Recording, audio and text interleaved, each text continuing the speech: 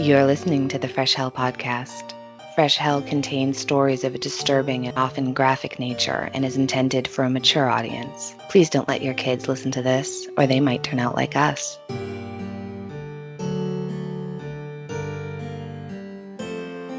Hi, I'm Annie in the United States, and this is Fresh Hell, your favorite international podcast. My partner in crime, Johanna, lives in Austria, and if you haven't listened to us before, we're friends who met online about 5 years ago, and for the past almost 4 years, we've been getting together weekly to tell you a true story of murder, mystery, or macabre events in history.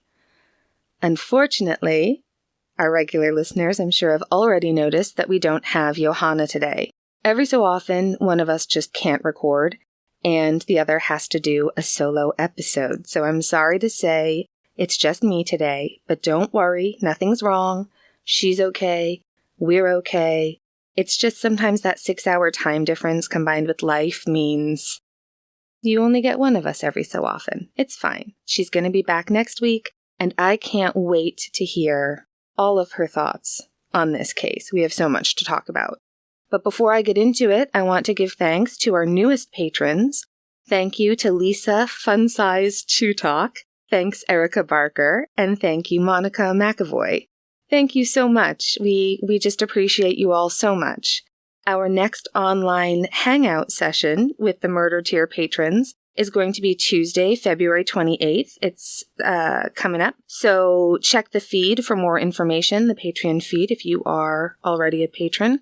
And hopefully I'll tell you more about this at the end. But right now, I wanted to tell you before we get into this, something confused us last week. And while this definitely happens from time to time, it's not often that the timing works for us, that we can include it in the next podcast episode. So usually if we have a question about something or just anything of that nature, we chat about it in the Facebook group. But today, I can tell you. So last week, I said that Guy's first wife, Joellen, had gotten out of the marriage alive and that she, quote, lived in a tree stump by a river. And I wrongly thought it just meant that she lived in like a small wooden house. I didn't really think, and I didn't take the time to look it up.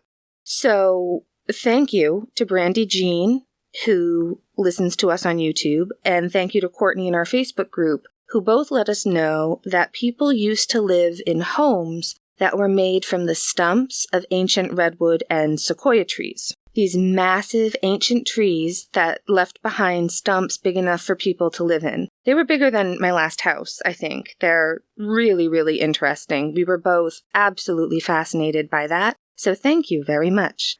This is episode 2 of a 3-part episode updating you on what we now know about the unsolved Jane Doe case on Cape Cod that had been known as the Lady of the Dunes. After almost 50 years, we know that she is Ruth Terry from Whitwell, Tennessee, and she married a man named Guy Rockwell just before her murder. If you didn't listen last week, please go back and listen to episode 185 first, because you'll miss out a lot if you didn't listen to that one. But if you have listened, here's a quick reminder of what we discussed. Guy Rockwell Muldovan had changed his name to Raoul Guy Rockwell before he married his first wife, Joellen Loop, in 1946. They moved to Seattle and they opened a nocturnal antique store in a ramshackle building by the water. After 10 years of marriage, Guy very cruelly left his wife and child for the also married Manzanita Mearns. And they married in September of 1958. Manzanita's 18-year-old daughter, Dolores, is also living with them once they're married. She's attending college and working full-time to pay her tuition. Manzanita knows he's cheating, and she's upset about the gaggle of women who show up every night to flirt with Guy. She sees a therapist to try to cope with her jealousy, and she tells the therapist on March 31st, 1960, that she wants to fight for her marriage, and she intends to confront Guy about his affairs, as well as some of the business practices that she's finding a little bit shady. This is when Manzanita, who is also known as Manzi, and Dolores vanish. Guy says that Manzi has left him, run off with another man, and taken everything, despite bank records later proving that he was the only one to make any withdrawals. But he says she took the money and then she left with Dolores. He's devastated, he's crying, he's drinking a lot. He files for divorce from Manzanita, citing cruelty and desertion, and because it's uncontested, the divorce is granted in 3 months. On the same day his divorce is final, he announces his engagement to Evelyn Emerson, and they marry at the end of July 1960. He then claims to be in need of some funds in order to travel to Canada to purchase some illegal artifacts. Evelyn's folks give him $10,000 as an investment in this great opportunity. Evelyn last sees Guy on August 3rd, and he says he'll be back in no more than 4 days. But after 6 days pass, worried he might have been the victim of a crime because he's traveling with $13,000 cash, and at Guy's lawyer's advice, she speaks to the press asking for help in finding her newly wedded husband.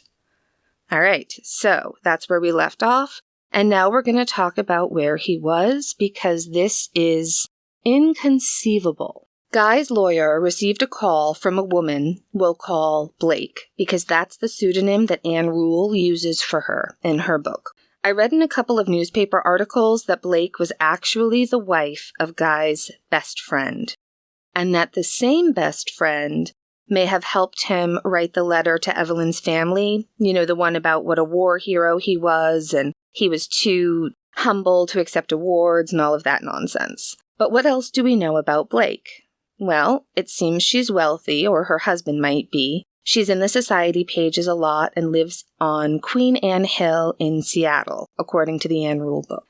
So Blake calls, and she wants to meet with the lawyer, and she also would like a police officer there, because she is in a rage. So Herb Swindler, the detective, is still on the nightmare task of going through all these passenger manifests. He's trying to figure out exactly when and where Guy had flown to. So he asks Gail Leonard, a homicide detective, to go with the attorney to see Blake and see what she has to say.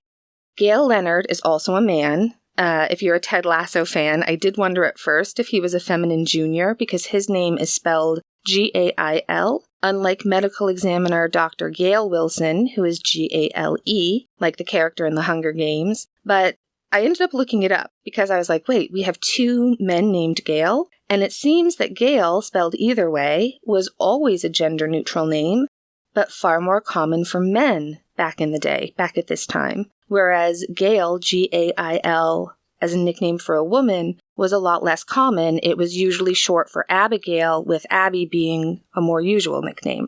All right, so I was just surprised to have 2 men named Gail, and I had to look it up. All right, so Blake says that she has known Guy for 5 years. She was apparently in an unhappy marriage, at least on her end, and she was very open about the affair that she and Guy had been having for quite a while.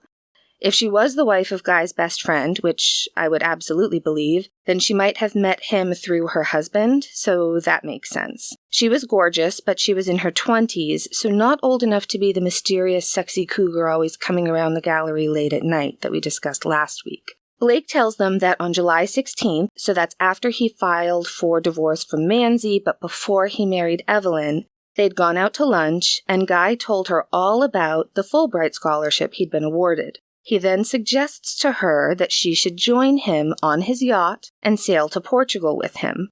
He wants her to leave her husband for him and run away. And she laughs it off because he's said things like this before. But he's serious, and he asks her to think about it. And he asks her over and over and over again, and eventually she decides. And she tells him that yes, she will go to Portugal with him on the condition that he wait until she returns at the end of July from a vacation that she has planned in Palm Springs. And he says, okay, I'll wait.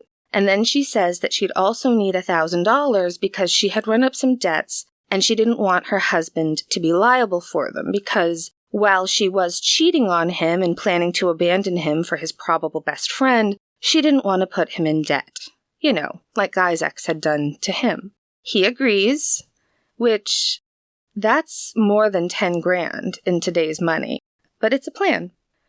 So she goes away. She goes to Palm Springs, has a great time, gets back, calls him up to say she's returned, and they discuss their trip plans. He calls her on August 2nd, and then again on August 3rd, the same day he got the check from Evelyn's mother, and he got all that cash. So that same day, he calls to say he has their plane tickets, and she should start packing for the next day. August 3rd is also the last time Evelyn had seen Guy, and they ask her where he was calling from, because of course, Detective Swindler is still scouring all those flight manifests out of Seattle, but it turns out he was at an airport hotel in Tacoma, Washington, which is less than 30 miles or 48 kilometers south of Seattle. Google Maps says it's a 36-minute drive. Now, if you're wondering whether Blake knew about Evelyn, she did not. And she was, as they say in Massachusetts, wicked pissed. She's furious. As far as she knew, Evelyn was another antique dealer who lived in the area, and he had no interest in her at all outside the professional. She thought Guy was so obsessed with her that he wouldn't have time for anyone else. When they tell her Guy married Evelyn on July 29th, she is stunned. She's shocked. She's furious. She's betrayed. How could the man she was cheating on her husband with cheat on her? She tells them everything. He returns his rental car on the morning of the 4th, and on the morning of the 4th, she packs a bag and takes a cab to the airport. They'd be flying to San Francisco to pick up his yacht moored in a harbor there and set sail for Portugal the next day. So on the morning of the 4th, they flew to Portland. Guy used a fake name, which is why police couldn't find him on a flight manifest. They were flying as Mr. and Mrs. Rogers. But of course, Blake thought this was all to keep her husband from finding them. They have a layover in Portland, then they're on another flight to San Francisco, where they check into a suite at the historic Mark Hopkins Hotel for the night under the name Rogers. The next day, they change hotels to a less fancy room at the also very historic St. Francis Hotel. Both of these hotels are still in San Francisco, still up and running. They're very nice, and they are not cheap. It's a surprise, really, because the Bay Area is usually so affordable. All right, so he gives a bunch of gold items. He gave her a gold wedding band that didn't fit her, but he said that they'd get it sized later. He also gave her at least one gold coin. I don't know why that seems like an odd gift for a side piece. Like, look, I got you a gold coin. I'm not sure, unless this was to make up the $1,000. That could be why. Because you'll read he gave her a pin, he gave her coins, he gave her both. In any case, it's several $100s at least worth of gold.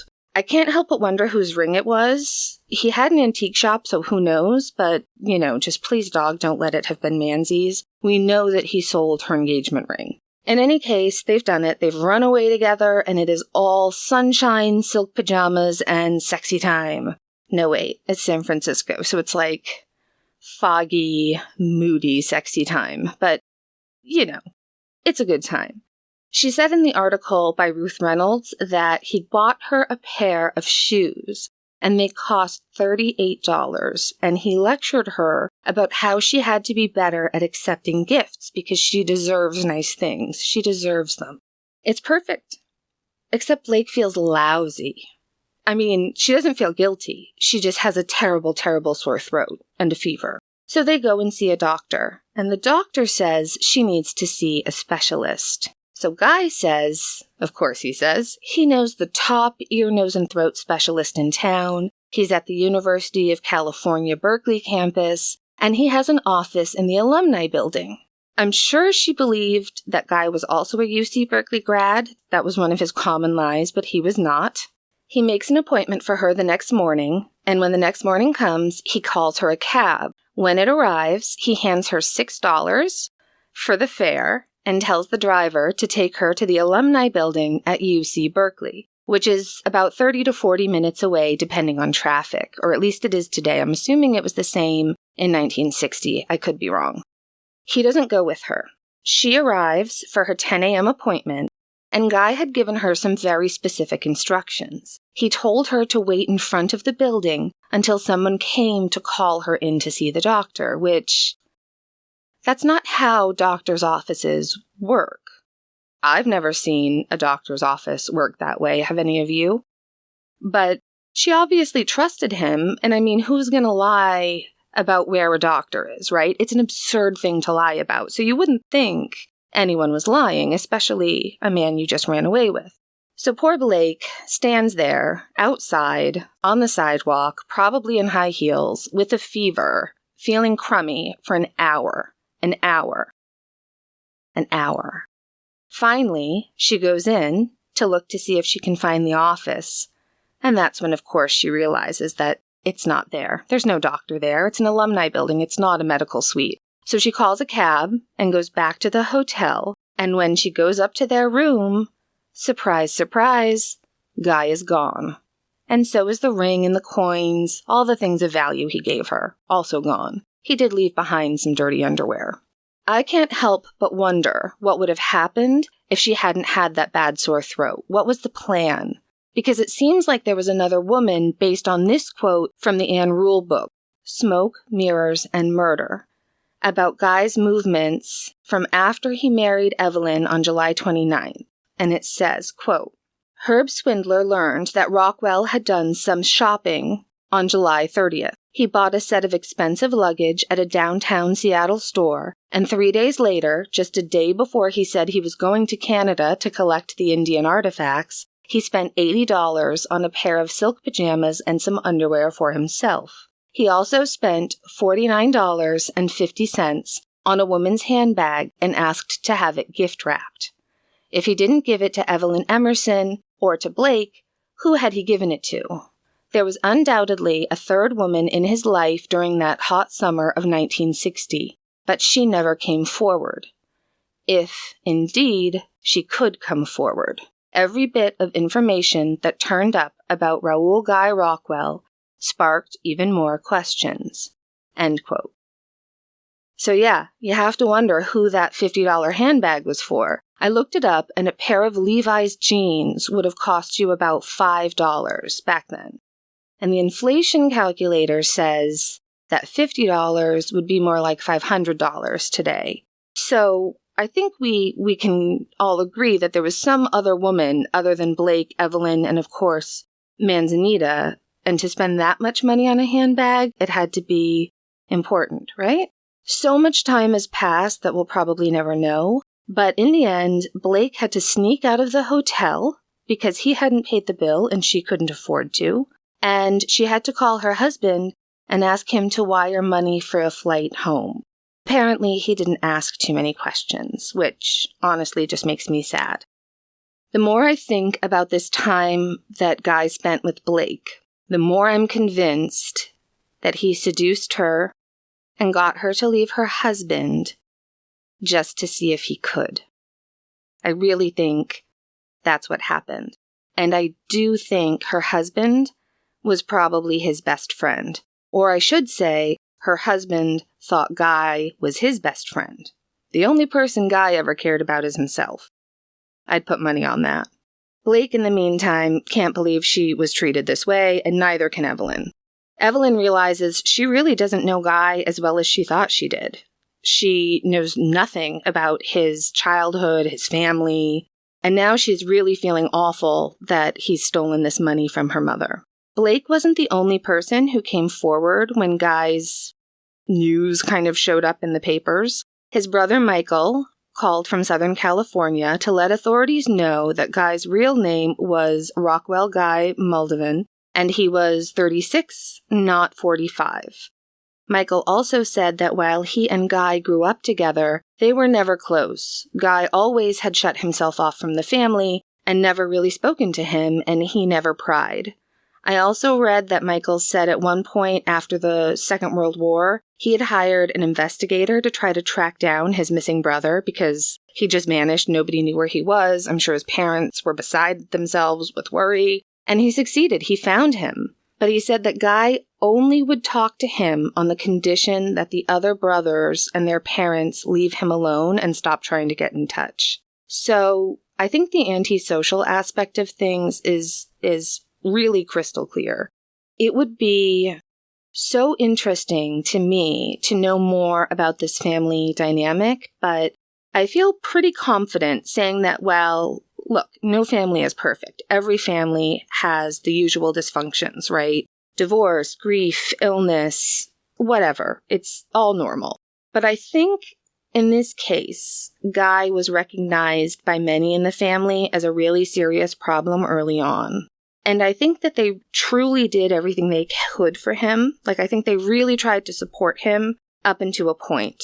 I'd be frankly shocked if he hadn't manipulated all of them at one point or another, just to see if he could. I'd love to know more. These are the aspects of abnormal psychology that I just found so fascinating when I was a student. But, disclaimer, that was 30 years ago, and I never took statistics, so I don't actually have a degree in psych. I just find all of these horrible people who come from otherwise nice families fascinating. It happens all the time, but it's fascinating. So let's talk about what Guy did with that money that he took from Evelyn's parents. On August 6th, after ditching both his new wife Evelyn and old mistress Blake, but at least leaving them alive, he flies to Reno, and then he buys a sports car for $3,000, and he's using the name Michael Strong. So original. Then he drives about 3,000 miles, or 4,800 kilometers, to Provincetown, Massachusetts, where he pretends to be a writer for a Vancouver magazine and newspaper. So here we can see he's taking on his father's accomplishments as his own, right? His father was a writer. He wrote books, newspaper columns. Also, I thought it was interesting that he's claiming his ex-wife's residency. She was from Vancouver. Then, after leaving Provincetown, he's off to New York City for a nose job. Then apparently he went to Key West to recover, then back to New York for a second nose job. I hope the first one was really bad and he had terrible, terrible complications that plagued him for the rest of his life. Just one nostril that dripped all the time, and then the other one was stuffy all the time, I hope. Anyway, so then he's back in New York, and he signs a 3-year lease in Greenwich Village, still using the name Michael Strong. Meanwhile, after hearing about Blake's story, Guy's mother-in-law decides to press charges. So that's Evelyn's mom. So now he is looking at a charge of grand larceny if they can find him. On August 8th, William Mearns, he is Manzanita's ex-husband and Dolores' dad. He files a missing persons report letting officials know that he is concerned about foul play. The Ann Rule book says this happened in early September, but every article I've read puts it a month earlier, which honestly makes a lot more sense. And if you're wondering why still he waited so long, because the last they were really seen was the first week of April, and he doesn't report it until August. But I'll just remind you that when Manzanita had left him for Guy about 4 years or so previous, she vanished without a word for like 9 months. And it wasn't until he filed a missing persons report that he discovered that she was having an affair and living with Guy. So you can understand why he didn't immediately file. But this really was not like her or Dolores, and so he decides he needs to tell someone and just make this official. As for the police, in talking to neighbors and friends, they're now learning clues that seem a bit more suspicious now that they have more information. Neighbors reported that a little while back, there had been a truly horrific smell emanating from the area near Guy's septic tank was. Guy apologized and said there was some crab that had spoiled and he had taken care of it. We discussed septic tanks when we discussed the murder of Cam Lyman. They're what homes that are not connected to a town sewer use, and they're pretty common in the United States. So there's an underground storage tank, basically, that all the household wastewater plumbing flows into. And there's generally a lid that you can access easily in case you need to have it pumped or serviced in any way. But the tank had since been sealed with concrete, so it was like sealed shut, the lid. But not for long, because it was time for the authorities to look a lot more closely at the residence of Raoul Guy Rockwell. So there's a lot to discuss about what they found inside the house and inside that septic tank. This is a spoiler alert, but Guy will never be held accountable for the murder and dismemberment of Manzanita and Dolores. The reason I'm telling you this now, and I think I probably mentioned it last week, is I'm sincerely baffled that they didn't think they had enough evidence to bring this to trial and get a conviction. I'm baffled and angry. And I think all of you will feel the same way. On August 30th, the septic tank was pumped. Here is a partial list of what was found in the septic tank according to Dr. Gail Wilson. And this list is primarily from the Ann Rule book and also newspaper articles from the time. From the septic tank, they found a uterus with a small portion of the vaginal vault still attached, the upper portion of a human's right ear, a human kidney with adipocere attached. Adipocere is like a waxy, soap-like substance that can form when human tissue is submerged in liquid for a period of time. They found 5 pieces of a human colon, along with mesentery, that's the lining of your inner abdomen. They found a piece of a lung, a part of a muscle, a partial kidney, 2 sections of rib bones with sawed ends that were partially burned. They found an ulnar bone, that's one of the 2 bones in the forearm. They found a radial epiphysis, which is the growth ends on the other forearm bone. They found 4 phalangeal bones, so hand, finger bones. They found a pair of dentures. I believe it was an upper dental plate, but that was never matched to belonging to anyone. They found quite a bit of human hair, paintbrushes, and other random bizarre household debris. So all of, paintbrushes, that kind of stuff, he had obviously opened up the tank and just put that stuff directly in because, I know he's a monster, but who would even attempt to flush a paintbrush down the toilet? Now, they could tell that the blood type was type O, and they could tell that these body parts were likely not removed with surgical instruments or by anyone with any kind of skill. Things were rough, but they also had no DNA. They had nothing they could get a fingerprint from. But that said, based on what was found, the doctors felt that they were looking at the remains of a female who was approximately aged 16 to 20. So, Dolores. I really don't like the burned ribs. We're going to come back to that next week. Don't let me forget to bring that up. But that comes later.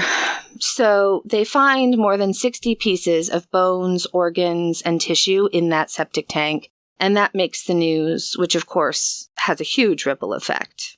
On August 31st, the Spokane Chronicle reported the grisly find and included the information that the University of Washington had never heard of Guy. He had not attended school there. And it also came out that there was no knowledge of any Fulbright award. The Fulbright people had never heard of him.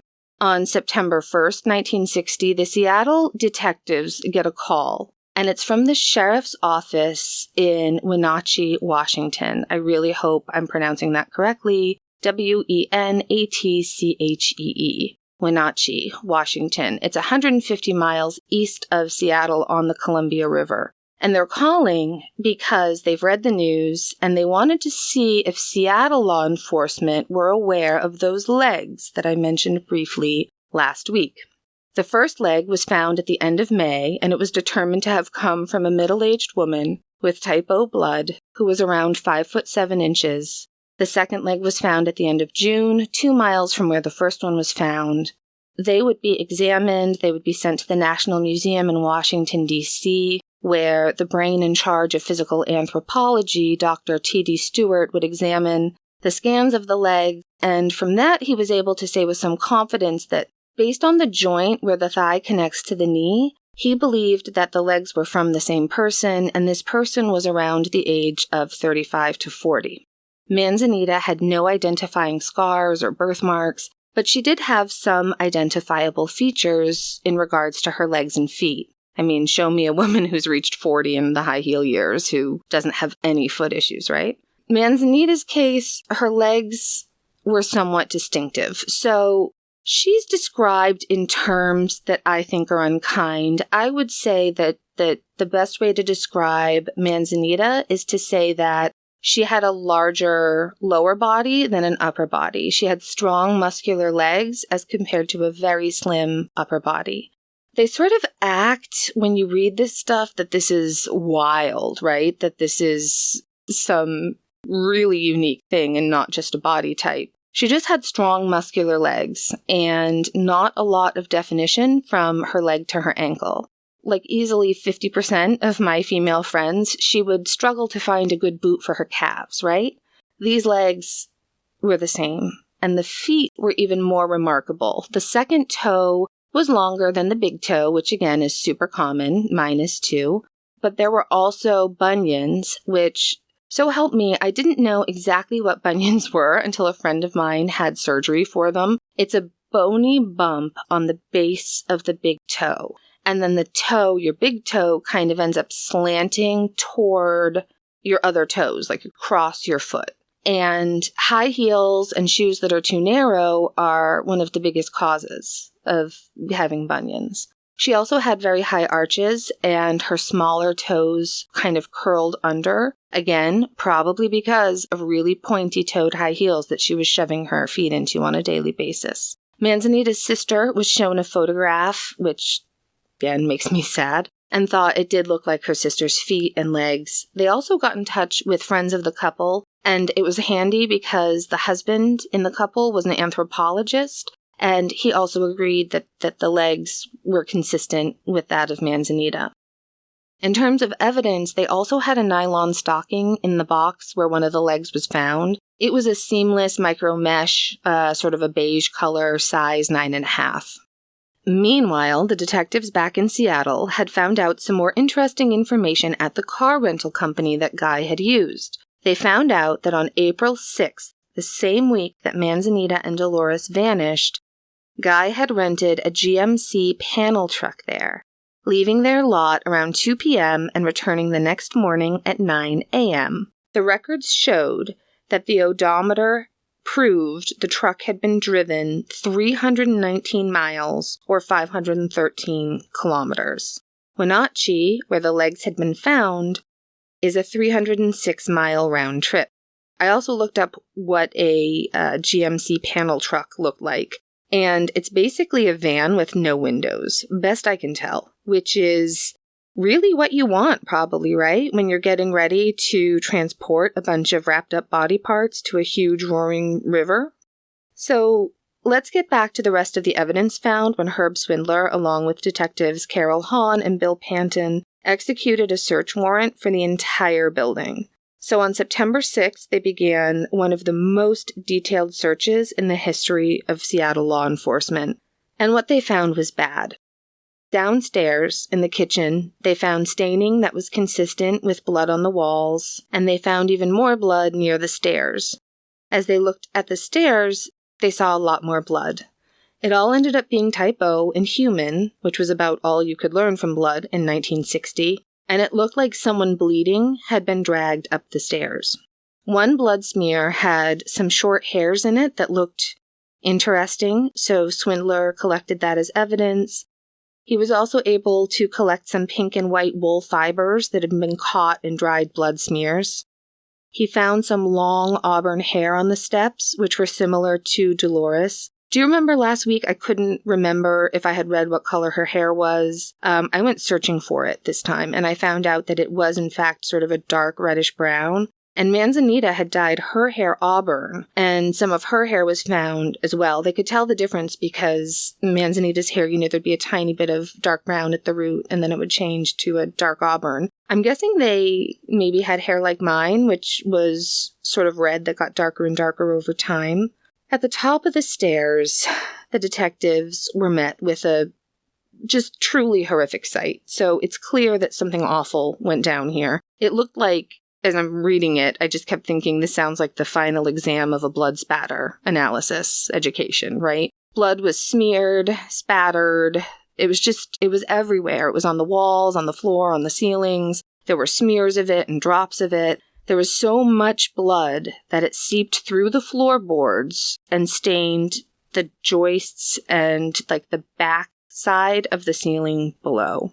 Some of the worst stains had just rugs piled over them. Like, oh, that's fine. Giant blood stain, throw a rug on it. No one will notice. They found piles of bloody fabric, as well as a pair of men's size 13 slippers that were totally soaked in dried blood. It seems at one point, Guy had just a brilliant idea as to hide some of this blood, and he painted over a blood stain with blue paint. And then when the paint was wet, he put cardboard and paper and just all kinds of crap all over the wet paint, so it all kind of got stuck to the floor. So you couldn't, there was just so much stuff to try to get through to even see the bloodstains.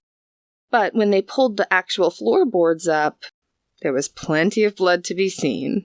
This is also probably, I'm guessing, the reason why they found paintbrushes in the septic tank. They found a tooth near the top of the stairway, determined to belong to someone around age 20, so Dolores. And they also found countless other bits, small bits of like flesh and bone spattered around the place. They found a meat saw with a frame and 2 blades. I'm guessing the first saw was used until it was dull and then replaced. They found type O blood and tissue inside the saw frame. So all of the blood and tissue evidence is blood type O, and that is what they believe both Manzi and Dolores had. Guy was type B.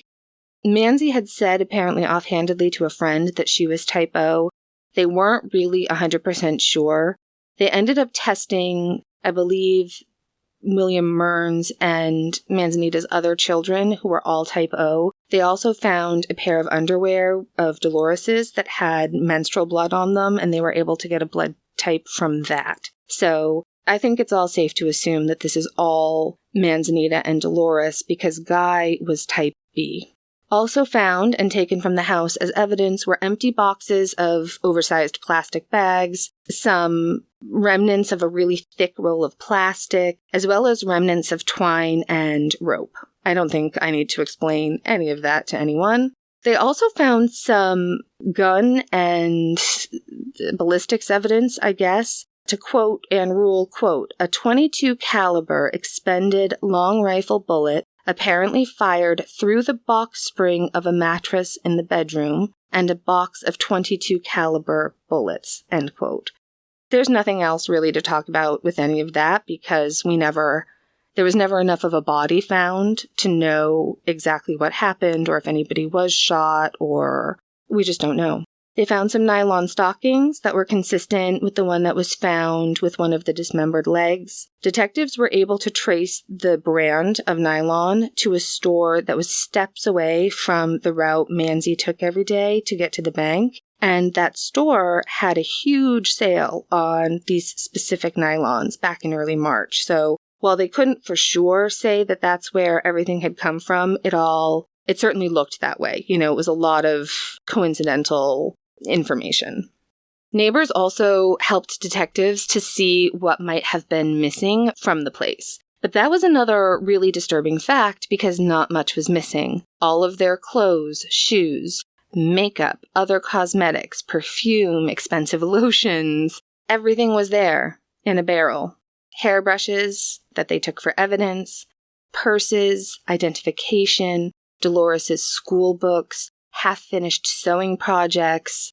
It's all there. The only thing missing was a rust-colored suit that was worn a lot, as well as a pink and white skirt and top, which Manzanita had last been seen in. And that would be consistent with those pink and white fibers found in the dried blood.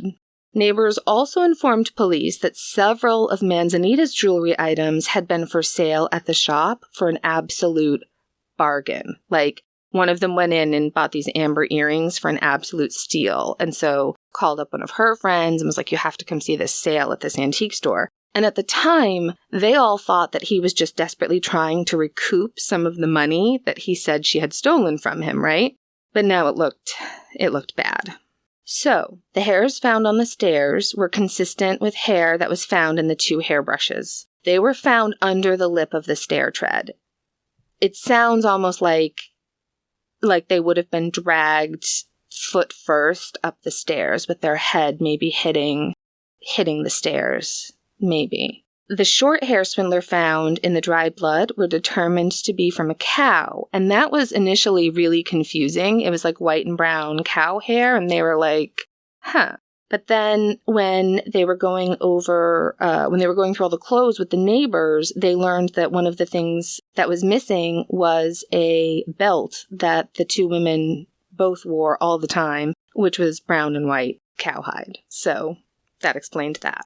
So now the papers are just all over this case. They are calling him a bunco artist, which, according to the website of the National Association of Bunco Investigators, quote, the word bunco comes from the Spanish word banco, meaning bank, and is used to describe several swindle schemes. Other terms for the swindles are confidence or con games. In a scheme, the bunco operator selects a person to participate, gains the participant's confidence by telling a believable story, asks for the participant's help, or promises the participant money or goods, asks the participant to show good faith by producing cash in advance for the promised money or goods. End quote.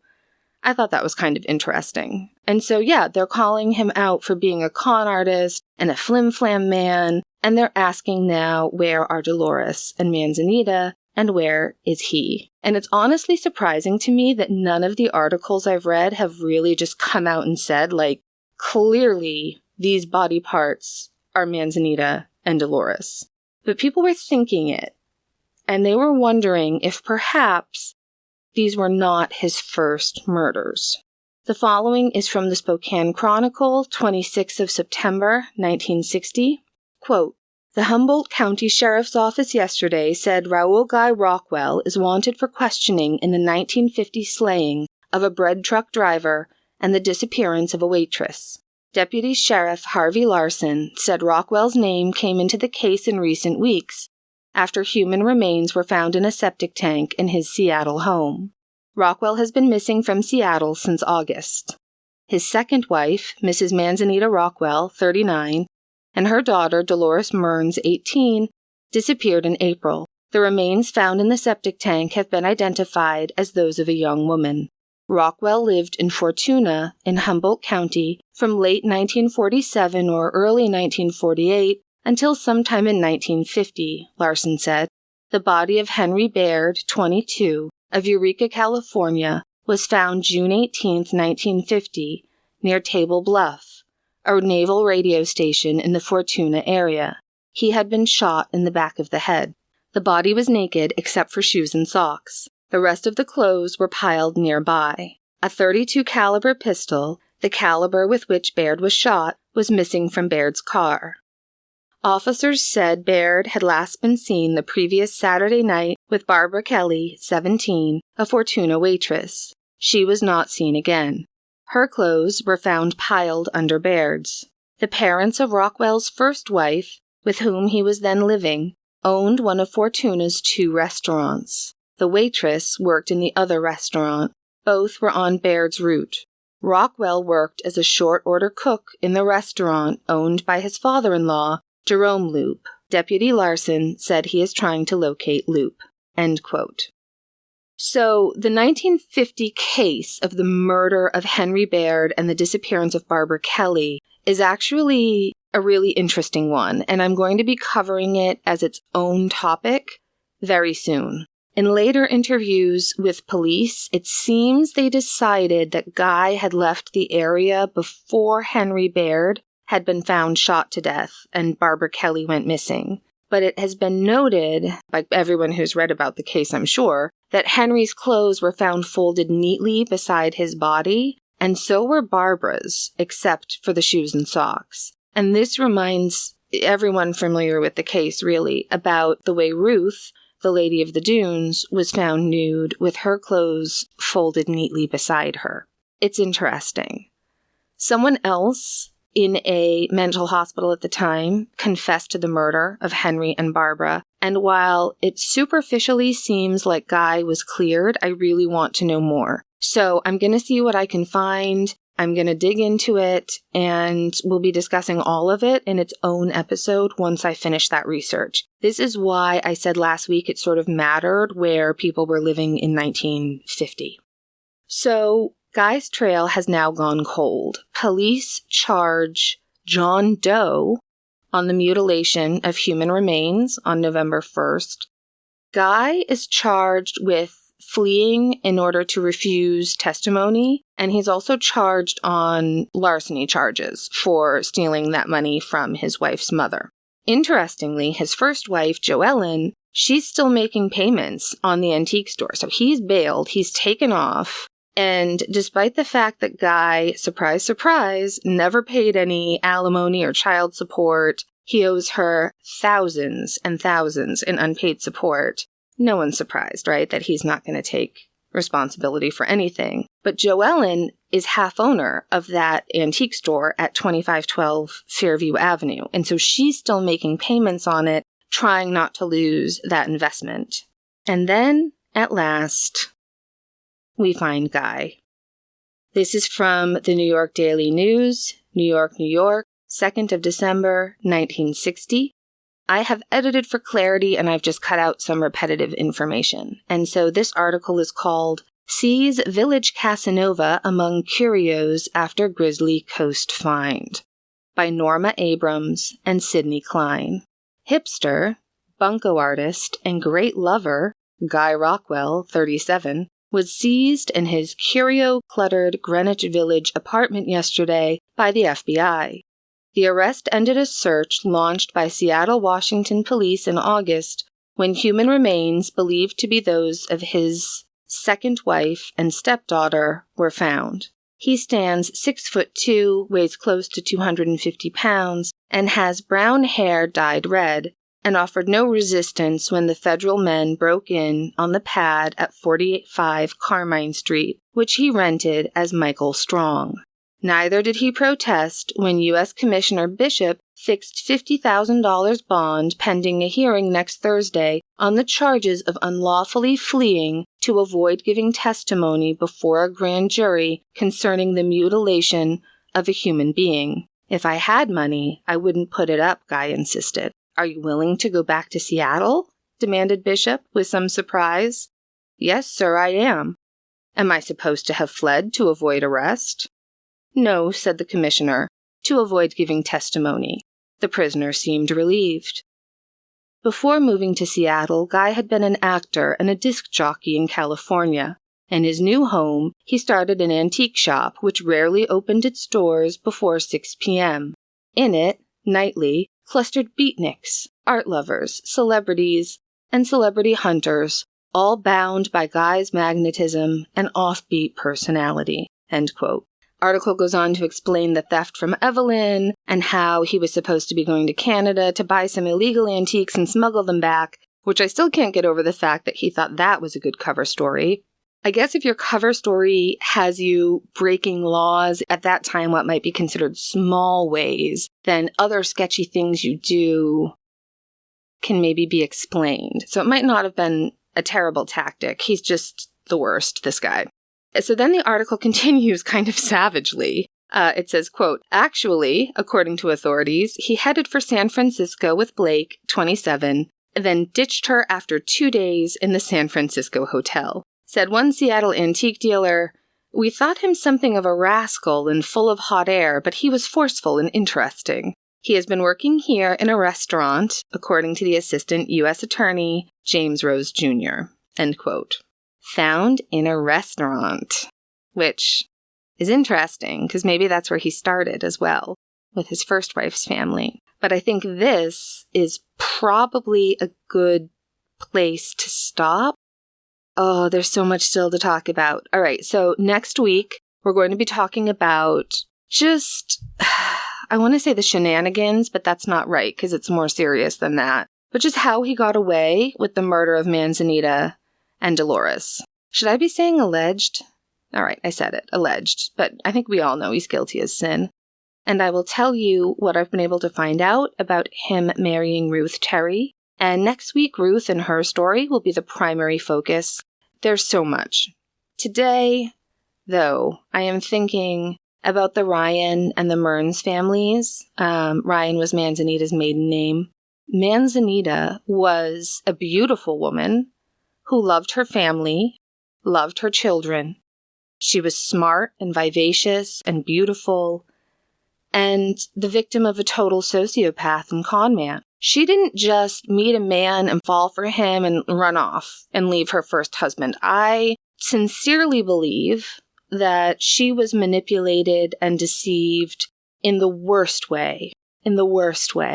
And Dolores, also beautiful. She was also smart and a really hard worker. She was in her first year at university. She just had such a bright, promising future ahead of her. She had sisters, and they lost their sister and their mother to this absolute awful, awful person. Their stories are so important, and that's why I didn't want to rush through this information and what we can piece together about them today. And that's all for now. My something good is, I think my something good is the fact that this podcast gives us a platform to remember the dead.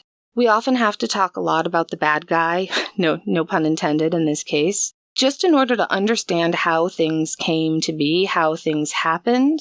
But really, it's being able to tell the story of these women whose lives mattered to so many people, who matter to me, to us still today. It's a sincere privilege, and I would like to thank you all of our listeners, for caring about what happened to Dolores and Manzanita as much as we do. I'm just so grateful that we're able to help. I don't know. They mattered, They mattered, and they're missed. All right.